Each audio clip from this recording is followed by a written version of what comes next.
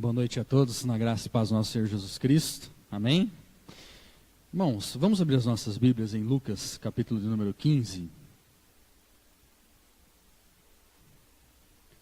Bom, a reforma, como bem falado pelo nosso pastor, pelo vídeo que nós ouvimos, os reformadores lutaram muito para que a Bíblia chegasse no cidadão comum, né? Os camponeses, os operários puderam então ter a oportunidade de ler a palavra de Deus, coisa que hoje se tornou muito fácil, né? Nós vemos aí a vastidão que se tem de Bíblias, traduções, coisa que o Wycliffe lutou tanto lá atrás para fazer, né, na primeira tradução para o inglês da Bíblia. E hoje nós todos temos várias Bíblias, eu mesmo tenho mais de 10 Bíblias em casa. Mas o que acontece é que às vezes a gente perdeu um pouco aquele fogo, aquele ardor por aprender mais a palavra de Deus, né? Isso é normal, nós estamos vendo isso.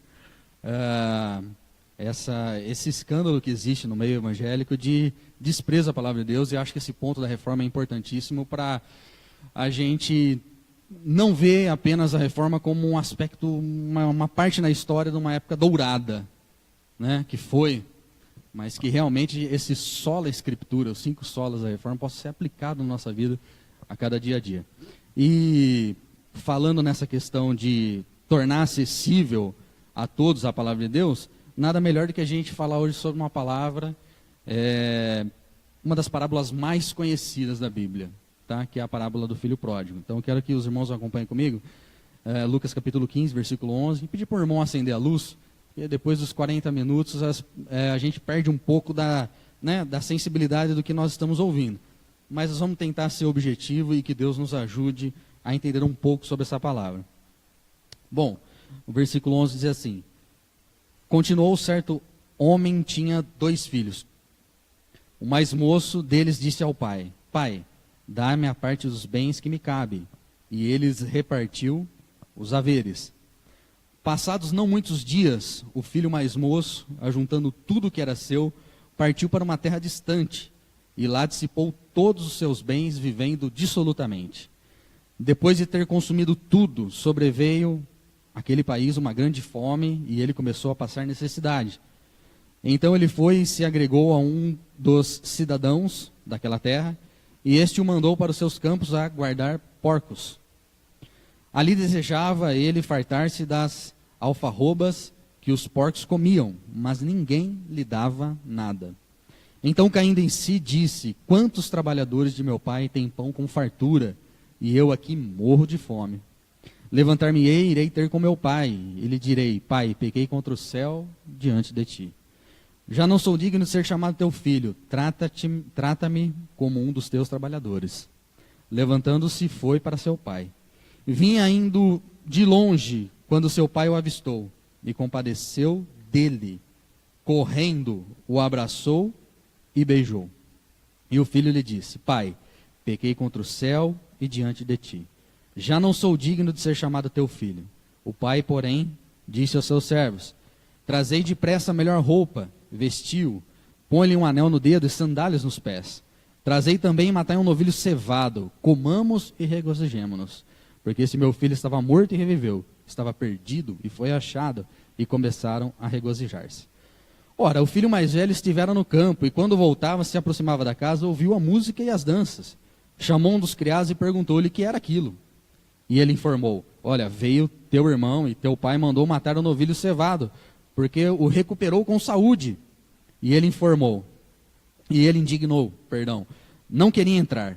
Saindo, porém, o pai procurava conciliá-lo. Mas ele respondeu a seu pai: Há tantos anos que te sirvo, sem jamais transgredir uma ordem tua, e nunca me deste um cabrito sequer para alegrar-me com meus amigos. Vindo, porém, esse teu filho, que desperdiçou os teus bens com meretrizes, tu mandaste matar para ele um novilho cevado? Então lhe respondeu o pai: Meu filho, tu sempre estás comigo, tudo que tenho é teu. Entretanto, era preciso que nos regozijássemos e nos alegrássemos, porque esse teu irmão estava morto e reviveu, estava perdido e foi achado. Amém?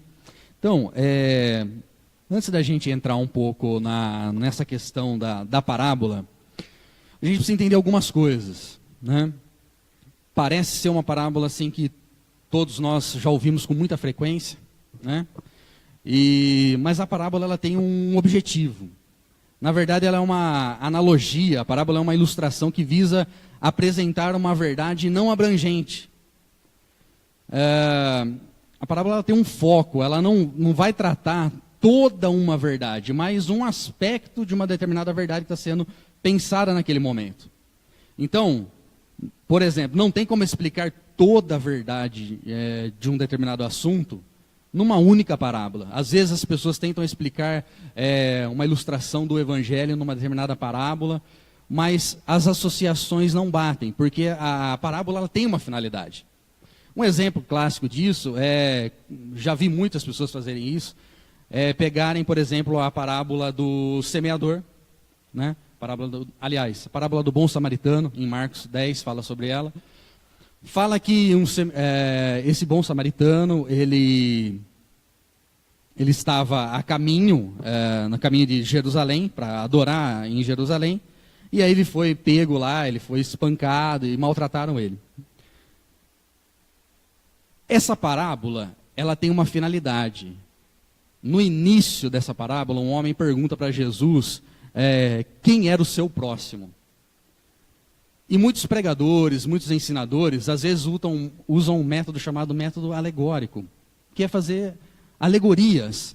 Eles falam que a casa em que aquele homem foi levado significa a igreja, que as feridas que ele teve era o pecado, as agressões que ele recebeu seria o pecado, que o óleo que foi colocado sobre ele representa o Espírito Santo. Mas essas associações, elas não são o que realmente a parábola quer transmitir, porque a parábola tem uma intenção. E no caso, por exemplo, dessa parábola do bom samaritano, é mostrar para os judeus ali quem era o seu próximo. Quem era o seu próximo? E aí Jesus coloca uma questão do bom samaritano para explicar que existia uma inimizade entre judeus e samaritanos, para mostrar que até o seu inimigo você deve amá-lo, porque ele é o teu próximo. Então, assim, as parábolas elas têm uma finalidade. E essa parábola em si, ela é considerada por muitos, a parábola do filho pródigo, como uma espécie de um evangelho. Diz Kenneth Bailey, fala muito sobre isso. Kenneth Bailey foi um homem que estudou... Conseguiu pôr o slide? Ele foi um homem que conseguiu estudar por muitos anos, 40 anos no Oriente Médio, foi uma pessoa que se especializou em parábolas, no evangelho. Ele era um pastor da igreja presbiteriana, formado em Beirute, né? Ele deu muito tempo aulas ali. Ele afirma uma questão muito interessante, muito importante para nós. Ele fala assim, passa aí para mim, Carlinhos, não está passando? Quase todas as pessoas que se aprofundam seriamente nos estudos das partes destacadas desse texto, ele falando de Lucas 15, acabam com a sensação de solenidade e respeito para com o seu conteúdo inesgotável. Ou seja, essa parábola ela vai tratar de questões do pecado, de arrependimento, de graça, de alegria e de filiação. Essa parábola ela é uma espécie assim, de uma trilogia, vamos dizer. Porque ela não é uma parábola independente. Se você observar o que a palavra de Deus fala, que ela tem a questão das dracmas, ela tem a ovelha perdida e depois tem a questão do filho perdido. Nas duas primeiras situações, algo é perdido que é encontrado. Você tem uma ovelha, um pastor que tem 100 ovelhas e uma dessas ovelhas se perde e ele faz de tudo para encontrá-la. E na outra existe uma situação em que uma mulher tem uma dracma que se perde e ela faz de tudo para encontrar essa dracma também. Agora, já na parábola do filho pródigo, já tem uma outra situação.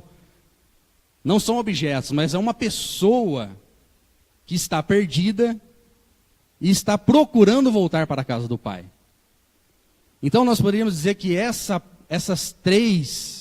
tríplice parábola, como dizia Lloyd Jones, ela deve ser observada por essas 3 câmeras. Como se a gente tivesse um cenário dividido em 3 câmeras que a gente consegue visualizá-la por completo. Então, ela é uma das histórias mais belas da humanidade, ela foi retratada e pintada pelos grandes artistas da humanidade, porém, todos julgam conhecê-la de cor e salteado. Você falar para alguém assim, ó, você conhece a parábola do filho pródigo, eles sabem, eles fazem associações, mas eu vou tentar trazer algo aqui que estive estudando por esse tempo, que não é bem simples assim. Passa para mim aí, Carlinha, por gentileza, que o meu está travando aqui. Um dos sinais que evidenciam a falta de compreensão da natureza única do Evangelho é o sentido de já conhecê-lo. Olha essa frase que é importante. Um dos sinais que evidenciam a falta de compreensão da natureza única do Evangelho é o sentimento de já conhecê-lo. Às vezes as pessoas, em geral, têm uma noção muito rasa do que é o Evangelho. Então, assim, elas já absorvem, pressupõem para si que já o conhecem. Como nesse caso dessa parábola. Então, não, eu já conheço, ali está se tratando de um filho que abandonou tudo, é mais ou menos a história da humanidade, mas vamos ver que essa caída em pecado, assim somos nós, aí depois o Pai nos abraça, nos recebe, quando a gente se levanta e vai até o encontro dele. Mas não é só isso que a parábola trata. Né? Então, assim, na maioria das vezes, as parábolas não eram entendidas pelos discípulos. Olha que interessante. Mateus 13:13 fala, e Vicente Cheung fala muito sobre isso, ele fala que, primeiro, assim, um dos propósitos da parábola era falar para que as pessoas não entendessem. Jesus falava de forma que você pode ver que a maioria das parábolas, os discípulos não compreendiam inicialmente, até que Cristo claramente explicasse para eles, para que eles entendessem. Então, assim, o significado mais fácil de entender uma parábola ou uma mensagem bíblica, provavelmente não seja o correto. Pois um dos objetivos das parábolas era falar aos religiosos, se você ler Mateus 13, vai falar sobre isso, até que Jesus diretamente explicasse aos seus. Então vamos abrir lá Mateus 13, só para a gente ler. Fala assim, ó. Vamos começar do 10. O título aí fala assim, a explicação da parábola. Ele fala assim, ó, então se aproximaram os discípulos e lhe perguntaram, por que ele falas por parábolas? Ao que respondeu, porque a vós outros é dado conhecer os mistérios do reino dos céus, mas àqueles não lhes é concedido. Pois ao que tem se lhe dará e terá em abundância, mas ao que não tem, até o que tem lhe será tirado. Por isso lhe falo por parábolas, porque vendo, não veem, e ouvindo não ouvem, nem entendem. Então, mais ou menos, não é tão fácil. E quando às vezes a gente fala assim, poxa, vamos falar sobre a palavra do filho pródigo, ou uma determinada parábola conhecida. A gente tem uma ideia assim, poxa, é um assunto simples, não tem muito a me acrescentar, eu já conheço. Mas eu confesso que eu tenho medo de parábolas. Quando a gente para estudar parábolas, quando a gente para estudar textos que Jesus diretamente assim o falou, a gente vê que ele tem coisas muito profundas para nós aprendermos, né? Então, realmente, o significado mais fácil de entender provavelmente não seja o correto, pois um dos objetivos das parábolas era falar aos religiosos para que eles não entendessem. A gente vai tratar um pouquinho sobre isso. Assim, feitas essas considerações iniciais, que a parábola tem um sentido de enfocar uma verdade, existe um lema na Reforma, que é um lema, ou um dizer que sempre é comentado, igreja reformada sempre se reformando, né? Então eu entendo que, nesse sentido, que devemos constantemente nos confrontarmos aos padrões das Escrituras. Pois, apesar da Bíblia a transmissão da Bíblia ser clara, sua recepção por nós, que somos homens caídos, não é perfeita. Mesmo em nós que somos redimidos, às vezes nós não temos essa comunicação clara do que a Bíblia quer nos transmitir. Então, a reforma ela vai trazer para nós essa ideia de um processo que nunca para. Nós temos hoje um diferencial em nós, é de entendermos que aquele povo escravizado na idade medieval, monopolizado pela igreja, que não tinha liberdade de ter acesso às Escrituras, hoje nós temos. E hoje não existe mais papa, concílio, nada que possa fazer com que nós nos voltemos para as Escrituras e continuemos constantemente vivendo uma vida em reforma. Não é uma reforma que nós devemos, hoje eu estou alicerçado em determinados pilares da fé, amanhã eu já não creio em mais nada. Não, não é isso. Não é estar sempre reformando, sempre mudando de opinião, sempre mudando de ideias. Mas aqui é uma questão de levar todo o pensamento cativo a Cristo e moldar a minha vida a partir das Escrituras. Então, para isso, os reformadores trabalharam muito, falaram sobre os 5 solas que o pastor falou aqui, eu não vou entrar nesse ponto aqui. Sola Escritura, somente por Cristo, somente pela fé, somente a Deus glória e somente pela graça, que é o que a parábola do filho pródigo vai falar um pouco para nós. Então, queria começar por onde? Vamos aí, Lucas 15, voltar lá um pouquinho. Olha o versículo 1 que diz, vamos atentar um pouquinho para isso. Aproximaram-se de Jesus todos os publicanos e pecadores para ouvir, e murmuravam os fariseus e os escribas dizendo, este recebe pecadores e come com eles. Primeira coisa que eu queria chamar a atenção aí, é a questão do público-alvo. O público-alvo de Jesus. Então, o versículo 1 e 2 aqui deixa bem claro quem que era. Versículo 1, os publicanos e pecadores. E versículo 2, os fariseus e os escribas. Mas o que isso quer dizer para nós? O que temos aqui? Nós vamos ter dois tipos de pessoa. Nós vamos ter 2 tipos de alienação em relação a Deus, que são tratados nessa parábola. Vamos chamar aqui de o irmão mais novo, representado pelos pecadores e publicanos. São aqueles que agem sem as leis morais de Deus. São aqueles que realmente saem da casa do Pai e se entregam a uma vida de dissolução, uma vida de pecado, deliberadamente, se recusam a servir a Deus, o rejeitam como Criador, e falam assim, eu vou viver a minha vida do jeito que eu quiser. São, no caso aqui, o irmão mais novo, que é caracterizado pelos pecadores e publicanos. Mas existe o irmão mais velho. O irmão mais velho, que é representado no versículo 2, por fariseus e mestres da lei, que praticavam a lei moral e cerimonial. Olha que interessante. Tem 2 grupos aqui, aqueles que viviam de qualquer forma entregue, e aqueles que estavam constantemente próximos às questões religiosas, ao templo, aos ofícios. E a gente vai ver que isso é uma constante na nossa vida, né? 2 tipos de pessoas, aqueles que frequentam a casa, a igreja institucional, e aqueles que estão lá fora, vivendo uma vida totalmente dissoluta. Mas o que chama atenção aqui, é que às vezes nós estamos dentro da igreja institucional, mas às vezes não estamos igualmente os que estão lá fora. Essa parábola aqui, ela vai falar uma coisa aqui que é muito interessante, a gente perceber que os mais novos eram aqueles que se reuniam com frequência ao lado de Jesus. Os pecadores, os publicanos estavam sempre parando para ouvir Jesus falar. Agora, os fariseus, eles já tinham aquela questão de estarem ali perto de Jesus para criticar o seu discurso. O que Jesus falava, o que Jesus estava pregando, ensinando, sempre tinha um fariseu ali para questionar e apontar algo contra a mensagem de Jesus. Percebe aí que existem esses 2 grupos. Versículo 11 fala assim, ó.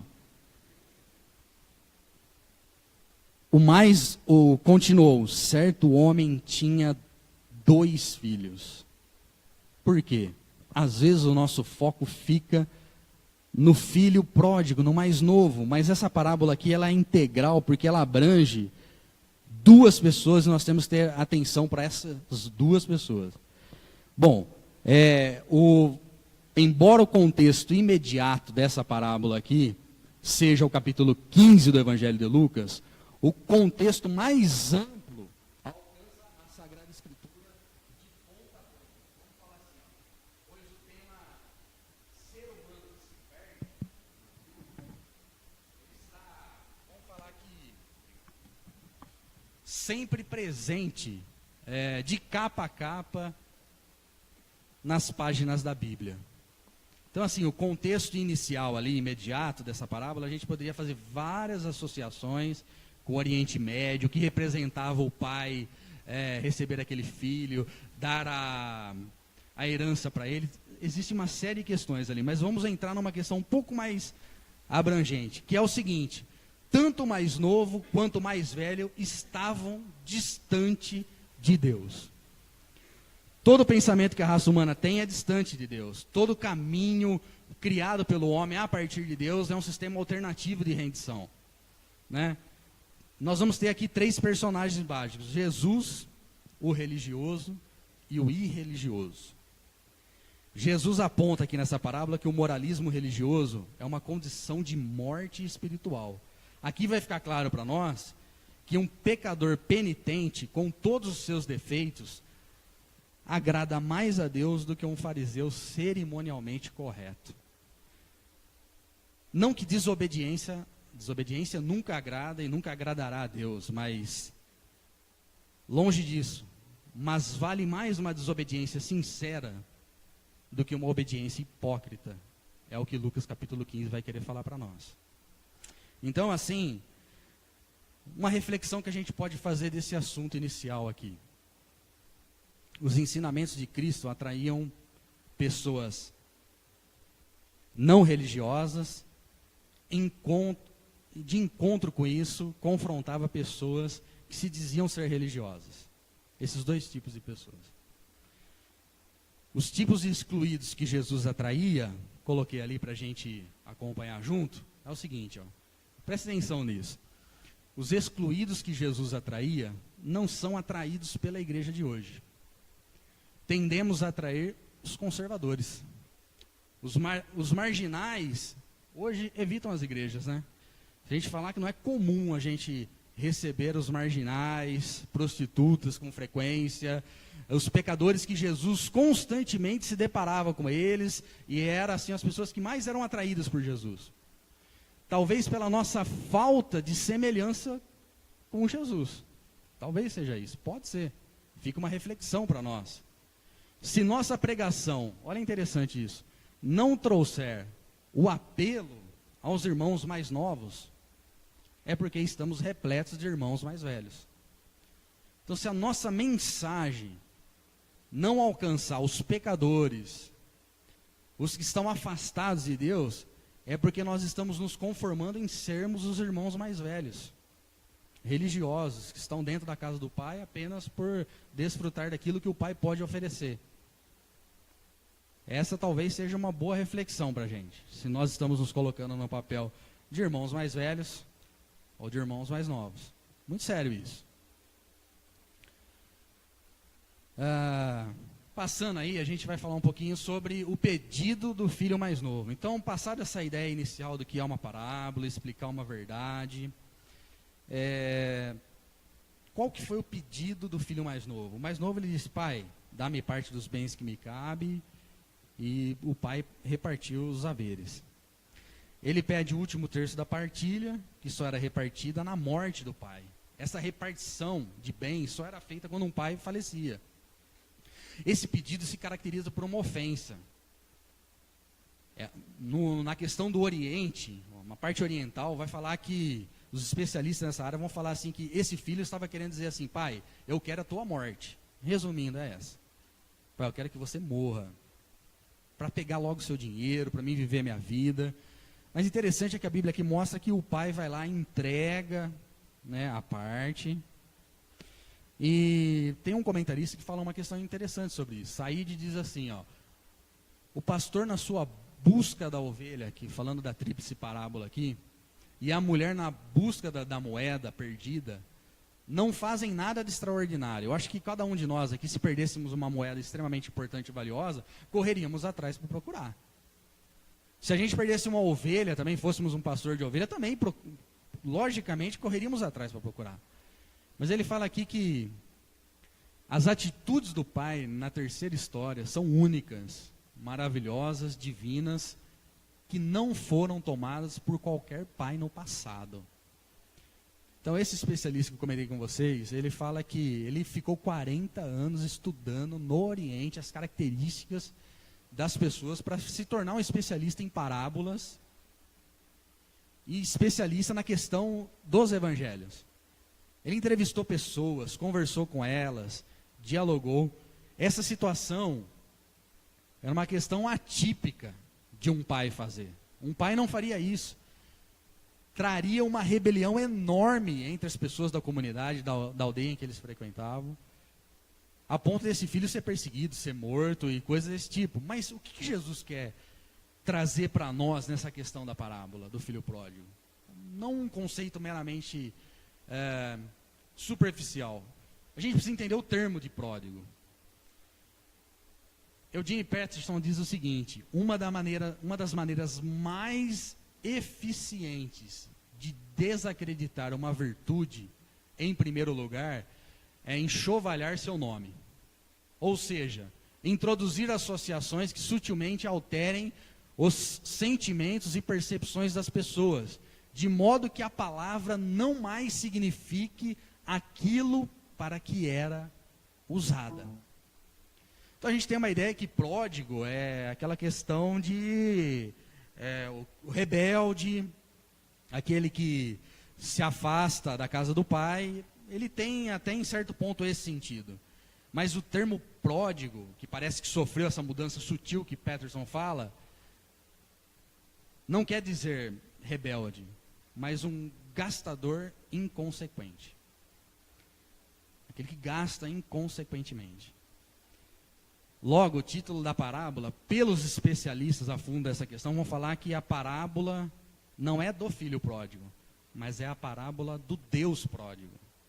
Deus pródigo. Poxa, a primeira vez que eu li isso, falei, poxa, é um termo estranho, não soou bem aos meus ouvidos.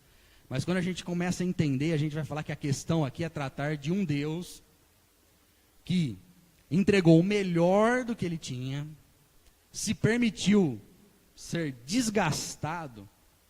Um Deus que permitiu, não que aqui no sentido de que Deus pode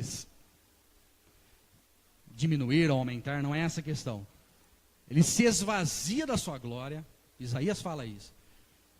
Isaías, o profeta messiânico, fala que Jesus, ele deixa suas vestes de majestade e desce aqui na terra para ser como um de nós. O salmista diz que ele era como um verme que foi pisoteado por todos.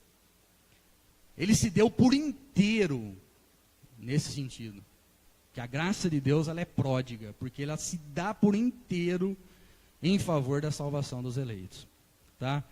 Então, assim, qual que era o plano do filho? Qual que era o plano do filho mais novo? Observa aí no versículo 17, e eu já vou encerrar. Ele fala assim, ó: então caindo em si disse: quantos trabalhadores de meu pai têm pão com fartura, e eu aqui morro de fome? Aí ele fala assim: levantar-me-ei e irei ter com meu pai. E lhe direi: pai, pequei contra o céu e diante de ti. Já não sou digno de ser chamado teu filho. Trata-te-me como um dos teus trabalhadores. E levantando-se foi para a casa do pai. Percebe-se aqui que no versículo 17 fala que ele caiu em si. É como se a gente dissesse hoje que ele se ligou. Mas a questão dele ter caído em si aqui não trata de uma questão de arrependimento. Não está falando aqui que ele se arrependeu. Ele tinha um plano: ó, vou chegar lá e vou falar para o meu pai que eu posso pagar essa dívida. Ó, se eu trabalhar, se eu for correto, se eu agir, talvez até a comunidade que esteja revoltada com a minha atitude, com a minha ação, com o que eu fiz com o meu pai, possa me perdoar. Aos poucos eu vou sendo recebido, eu vou pagar essa dívida. E é o que nós, antes de conhecermos o Evangelho, achávamos que tinham essa condição de pagar essa dívida. Mas quando ele vai até o encontro do pai, o que o pai faz? O pai corre em direção a ele, o pai se lança ao seu pescoço e o beija. Parece que o fato de correr, a Bíblia é tão detalhista e aspectos maravilhosos que o correr aqui de um homem oriental, vamos pensar aqui, um homem com saia, com vestido, correndo não ficaria legal, né? Um homem correndo com uma barba, com um vestido, correndo, não ficaria legal. E é o que os comentaristas falam aqui, que realmente um oriental, um homem, eles prezavam pela sua indumentária, eles não corriam. Não é uma força de expressão, isso aí foi pesquisado, eles não corriam. Mas Jesus mostra aqui que esse pai vai, corre, ele beija, beijando ele, dando uma resposta assim, ó: eu te perdoo publicamente. Esse beijo é uma questão de perdoá-lo publicamente. E nós vamos ter uma reflexão importante aqui nesse ponto. Porque às vezes pensamos que arrependimento é uma atitude exclusiva de uma pessoa. Depende daquela pessoa se arrepender, se levantar e ir até a caminho de Deus. Se ela falar levantar-me-ei e irei ter com meu pai, depende da pessoa. Mas aqui nós não vemos arrependimento, a gente vê um remorso causado por uma situação social que ele estava sofrendo. Ele chegou a perder tudo, aí ele falou, puxa, perdi tudo, vou voltar lá para o meu pai, ver se ele me arruma como um trabalhador. Até que só porque ele não tinha questão de pedir perdão, porque ele queria trabalhar, ele queria pagar. Mas quando o pai o vê, e aqui nós vamos tratar de uma questão importante, condições para se arrepender, elas também são dadas por Deus. Por isso que uma reflexão que a gente pode fazer sobre isso aqui, eu quero incentivá-lo a isso. Se talvez você não tenha uma pessoa que esteja aqui que você gostaria, um irmão seu, um pai, é extremamente compreensível e bíblico que oremos para que Deus lhes dê o arrependimento. Porque independente da ação de Deus, ninguém sozinho irá se arrepender, se como a Bíblia diz, que o Espírito Santo não constrangeu o seu coração e convencê-lo do pecado, da justiça e do juízo. Então ore para que Deus dê o arrependimento às pessoas que você tanto busca que sejam salvas em Cristo Jesus. Aí para finalizar, eu quero falar duas coisas aqui. Mais do que esses pontos que nós abordamos, 2 pontos são importantes na parábola do filho pródigo. Ele vai mostrar 2 atos da graça de Deus. O primeiro, que nós acabamos de falar, a gratuidade da graça, que mostra o pai suportando toda aquela dificuldade, aquela agonia do filho. E é importante a gente entender, porque os irmãos eram iguais, por isso que a parábola fala, são 2 filhos. Presta atenção, um falava assim, um faz o pedido ao pai no início da vida, dá o que tem, porque eu quero desfrutar. E o outro, quando esse irmão mais novo retorna, ele fala, dá o que é meu. O outro diz assim, nunca te desobedeci. O cumpridor de todas as leis que evita o pecado, obedece em tudo, mas pensando ser Deus seu devedor. Um deseja estar com o pai para ter algo em troca, dinheiro para si. E o outro queria o dinheiro para se dedicar aos prazeres da vida. Mas ninguém percebe, desejava o pai. Os dois estavam perdidos. Pecar para muitos é uma atitude só de comportamentos que eu faço, isso seria pecar. Mas nesse caso, além do comportamento e das intenções, é obedecer a Deus em tudo, mas para chegar na face do Pai, ele fala assim, nunca te desobedeci em nada, me dá o que é meu. Olha que interessante isso. Esse irmão mais velho, ele estava ali, não obedecendo a Deus porque ele falava assim, o seu pai, porque ele amava o seu pai. Porque voluntariamente ele tinha sido constrangido pelo amor do seu pai. Ele estava ali na casa de Deus, entre aspas, podemos fazer essa associação, mas só para ter algo em troca. Os 2 tipos de perdido, o que está lá fora e o que está dentro. O mais novo é alcançado pela graça, o mais velho aparentemente se trata de uma graça barata. Quando ele fala assim no versículo 29, nunca me deste um cabrito. Lloyd Jones, ele fala que sobre esses assuntos, dele ter falado nunca me deste um cabrito, corresponde aos pecados das condenáveis boas ações. É quando nós constantemente agimos, fazemos boas ações, somos os primeiros a chegar na igreja, todo o trabalho que falam para nós a gente participa, ação social eu ajudo, na SAF, eu ajudo também, na oração, eu estou sempre lá nos cultos de oração, nos pequenos grupos, sempre sou o primeiro a chegar. Mas e a intenção do meu coração? Então, sempre preocupados com os detalhes. Como a gente está falando de reforma, teve um movimento chamado os Quakers, que ele era um movimento puritano, inglês. E eles eram como esses religiosos, irmãos mais velhos. Mas inicialmente eles tinham uma conduta de, vamos nos ajudar em oração, quando tiver alguma coisa errada você me fala, eu te falo, vamos compartilhar, vamos procurar buscar Deus de uma forma íntegra.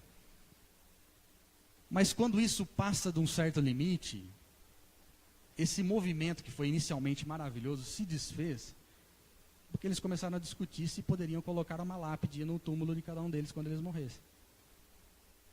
As coisas começam a perder sentido.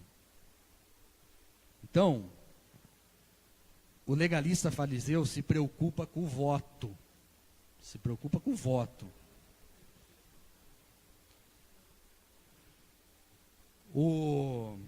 Os Quakers foi um movimento que teve na Inglaterra sobre... Eles eram puritanos, origem puritana. E a lápide, sabe a lápide no túmulo? Eles começaram no final a discutir que tipo de lápide que eles iam colocar. Ou seja, uma questão totalmente sem... Por quê? Por causa da religiosidade. A religiosidade nos leva a isso. Tá? Então, assim, esse tipo de irmão mais velho, a gente considera ele como legalista fariseu. É aquele que se preocupa com o voto. Já o cristão deve se preocupar com o caráter. O legalista, ele vai se preocupar com o adultério. Mas o cristão em manter o seu pensamento puro. Então é esse nível que Jesus dá nos aspectos da lei. Ele faz subir, faz essa lei agora ser interiorizada em nós. Sai de uma pedra, mas vem para o nosso coração. Eu não tenho medo de ser um adúltero. Se eu conservo um pensamento puro, se eu penso nas coisas de cima, se meu coração está cheio de Deus, eu não preciso me preocupar em adulterar. Então, Deus só aceita o pagamento feito pelo Filho. Esse é o primeiro ato. E o segundo ato, é o segundo ato nessa parábola que mostra como a dívida foi paga. Jesus mostra que o irmão mais velho era exatamente os fariseus. Jesus mostra que essa imagem que o fariseu tinha, desculpe se às vezes o meu raciocínio, às vezes a gente está tentando encurtar um momento, mas por causa do tempo também não avançar nas horas. Mas o que Jesus estava querendo mostrar é que aquele papel do irmão mais velho era justamente o papel exercido pelos fariseus. Para que os fariseus olhassem para aquilo, imaginassem, poxa, e os publicanos, nós somos daquele jeito. E passassem a ansiar pelo verdadeiro irmão mais velho. Porque esse irmão mais velho aqui, quando o pai vai lá, pega um novilho, mata para eles fazer uma grande festa, da onde que veio esse dinheiro? Se o filho mais novo já tinha gastado todo o seu. Vinha daquilo que era do pai e do irmão mais velho. Ou seja, o irmão mais velho teve participação no pagamento daquela festa. O pai fala para ele, para o irmão mais velho, fala, tudo que eu tenho é teu. Percebe? Porque aí o fariseu ele vai falar o quê? Ansiar era necessário pelo verdadeiro irmão mais velho que pagou a dívida nossa, mas por voluntariedade e amor que é Jesus. E não como fez o irmão mais velho. Que estava sempre ali apontando, a ponto de dizer, esse teu filho. Nem considerava aquele moço como seu irmão. Isso faz com que, isso é muito claro para quem vive na religiosidade. Para quem está dentro da igreja, mas não valoriza. Para quem está aqui só para receber aquilo que Deus pode lhe dar, e não aquilo que Deus é. O prazer de servi-lo, o prazer de tê-lo em seu coração. Tá? Então, resumindo aqui, para explicar isso, tem uma história apócrifa, não é uma história verídica, nem quero considerá-la assim. Então, eu acho que eu li talvez num livro do John Stott. Ele fala o seguinte, que uma vez Jesus se reuniu com os discípulos, e falou assim para os discípulos, olha, cada um pega uma pedra, e disse a eles, vocês podem carregar essa pedra por mim? Aí cada um foi lá, pegou uma pedra, e Pedro falou assim, vou pegar uma pedra pequena. Levou. Chegou na hora do almoço, isso é uma questão apócrifa, tá? Não é bíblica, é uma história só para a gente ilustrar a ideia. Chegou na hora do almoço, Jesus falou, dá aqui agora as pedras de vocês. Aí Jesus orou, e aquelas pedras foram multiplicadas em pães, de acordo com a proporção do tamanho de cada pedra. Aí Pedro olhou e falou, puxa, minha pedra é pequenininha, comeu pouco do pão ali, e os outros todos pegaram pedras maiores. Aí na segunda vez Jesus falou assim, agora voltem a pegar novamente as pedras, que nós vamos caminhar mais um pouco. Aí Pedro falou, agora eu vou pegar um pedrão mesmo enorme e vou levar. E Jesus falou, aquele que pode carregar uma pedra por mim, né, carregue. Chegou a noite, novamente Jesus parou e falou, agora nós vamos jantar, tudo tal. Jesus olhou para todos os discípulos e falou assim, agora vocês pegam e jogam essas pedras no mar. Aí Pedro falou, ué, mas espera aí. Não entendeu, falou assim, poxa, mas por que jogar no mar? O senhor não ia multiplicar? Ele falou assim, Pedro, não ia transformar em pão? Ele falou assim, Pedro, você reparou na pergunta que eu te fiz inicialmente? Você pode carregar uma pedra por mim? Porque às vezes nós somos isso. Religioso. Se Jesus transformar a pedra em pão, legal. Mas se for para mim fazer algo em favor de tudo aquilo que ele fez por mim, não por mérito, mas por voluntariedade. O cristianismo é a única religião que não faz para ser salvo, mas porque é salvo, faz. Esse é um conceito do que essa parábola quer trazer, tá? Então, o entendimento de graça para nós é fundamental aqui, tanto no primeiro ato, no perdão do Pai, como no segundo ato, esse vislumbre de Cristo na pessoa do irmão mais velho. O entendimento de graça é fundamental porque é o seguinte, C.S. Lewis dizia o seguinte, que acreditava no Evangelho assim como acreditava no sol, mas não porque via o sol, mas porque através do Evangelho ele via todas as demais coisas. A partir deste Evangelho da graça de Deus, todas as coisas fazem sentido para nós. Amém? Vamos orar? Senhor nosso Deus, nós te louvamos, Pai. Te agradecemos por esse momento na tua casa, momento de comunhão, em que nós aprendemos vários aspectos da reforma. Tivemos momentos aqui, Pai, de ouvir a tua palavra e meditar naquilo que o Senhor tem para nós. Tem misericórdia de nós, Pai, nos ajude a não sermos meros espectadores, mas sermos verdadeiramente filhos. Que o propósito do Senhor aqui, dessa graça maravilhosa, é nos alcançar para sermos filhos, santos, irrepreensíveis, que continuam ainda a pecar, mas que têm uma vida transformada por esse Evangelho, que norteia a nossa visão de mundo, e que nós possamos, como já falado pelo nosso pastor, glorificar o teu nome em todos os atos da nossa vida, para a glória e louvor do teu nome. Te agradecemos o nome precioso e santo de Jesus Cristo. Amém.